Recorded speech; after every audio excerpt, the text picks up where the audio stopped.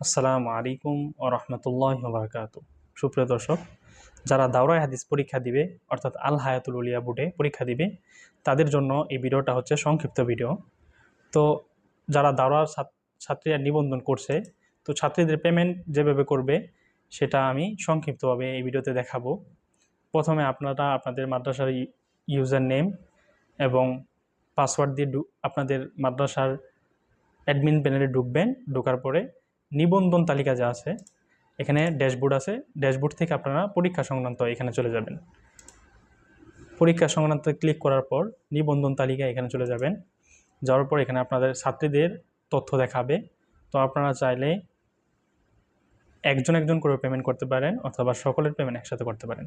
একজন পেমেন্ট করলে নির্দিষ্ট একজন, তার নামের শুরুতে একটা গড় থাকবে ফাঁকা, ওইখানে ক্লিক করবেন। ক্লিক করার পর ওইটা টিকমার্ক হয়ে যাবে।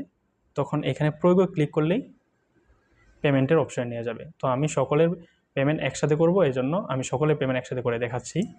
তো এখানে সকল পরীক্ষার্থী উপরে লেখা আছে, সকল পরীক্ষার্থীর পেমেন্ট এখানে ক্লিক করলাম। ক্লিক করার পর এই মাদ্রাসার পরীক্ষার্থী হচ্ছে বর্তমানে 3 জন নিবন্ধন করা, 3 জনের পেমেন্ট করব। তো আমি নগদের মাধ্যমে পেমেন্ট করব, এজন্য আমি নগদ সিলেক্ট করে পেমেন্টে চাপ দিব।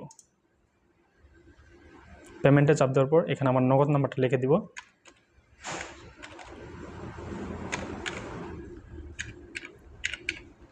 নগদ নাম্বার লেখার পর এগিয়ে যান, এখানে ক্লিক করলে হবে। ক্লিক করার পর নগদ নাম্বারে একটা ওটিপি যাবে।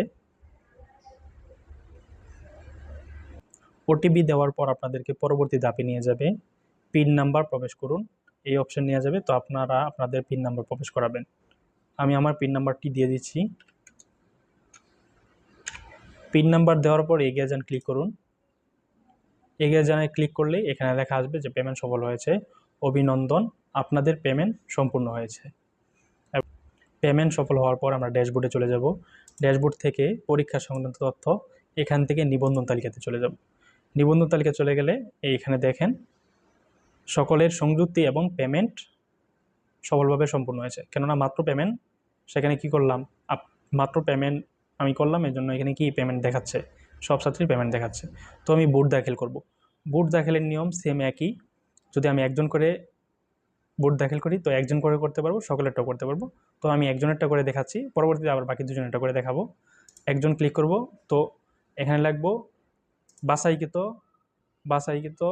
বোর্ড দাখিল, যে ছাত্রীকে বাছাই করা হয়েছে, মানে এখানে ক্লিক করা হয়েছে তারটা কি আমরা কী করবো, বোর্ড দাখিল করব। তো বোর্ড দাখিল এখানে সিলেক্ট করব। সিলেক্ট করার পর প্রয়োগে ক্লিক করব। প্রয়োগে ক্লিক করার পর এখানে লেখা আসছে নিবন্ধন দাখিল সংক্রান্ত তথ্য। তো এখানে পূর্ণ তথ্য দিয়ে দিবে। তো আমি কি নিবন্ধন তালিকা এখানে ক্লিক করব। ক্লিক করার পর তারটা বোর্ড দাখিল হয়ে গেছে। তো আমি একসাথে চাইলে সবগুলো বোর্ড দাখিল করতে পারি, তাদের সবগুলোতে টিক চিহ্ন দিব, অথবা